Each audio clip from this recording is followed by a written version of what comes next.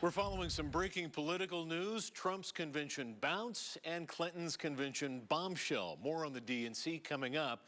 First, the bounce. Donald Trump is now ahead of Hillary Clinton in Nevada. That's according to a newly released ktnv TV 13 Action News Rasmussen Reports poll. Joining us now to talk about it, 13 Action News political analyst John Ralston. And John, welcome back. Hi, Steve. What do you make of this? Well, I think that this poll was taken over the weekend, so Trump is getting some bounce from his convention. The polls here have shown very, very close race. Last one I saw, it was tied here. Listen, I think this state leans toward Hillary Clinton because of the high Hispanic turnout, because of the Democratic voter registration, but it's an unsettled electorate. 20% of the electorate here is registered nonpartisan or independent.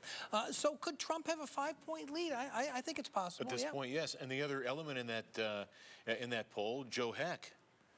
In the Catherine Cortez Masto, though, that Senate race. One of the most watched Senate races in the country, Joe Heck and Catherine Cortez Masto. He is up in this poll by a striking number, 9 points, which is much bigger than any other poll that we've seen. You see the numbers right there, 46 to 37. I'm sure the Democrats are wailing now, oh, Rasmussen, they slant towards the Republicans. But I looked at the demographics of this poll, Stephen. I have to tell you that there was a skewed Democratic sample, 38% Democrats, 30% Republicans. The great thing about doing the polling is, as we're doing here, is we can track these numbers. We now have a baseline. When we do the next one, we'll see which candidate is making progress. I still think that race is pretty close to a toss-up, as do most other analysts, but Heck might have benefited from the convention bounce too, even though he wasn't there. We got a lot of months to go. I was going to say that, but we'll always be sure to let our viewers know some of the internals in the polling. So, like John, this guy's an expert on polling, so he knows what he's looking at, and there are little intricacies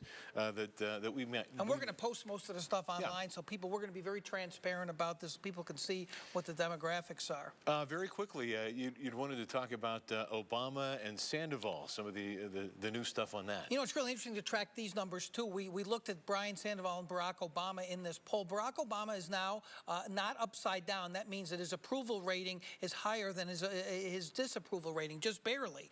Sandoval, though, was maintaining his popularity. You know, a lot of publicity during the primary about that big tax increase. He still has more than 60% approval rating, which is very robust for a governor. That's robust for any politician. Yes, or anchor or reporter. Right. As we humbly say. Thank you, John. Yeah, Back to talk about the convention later. Tricia. All right, thank you. Well,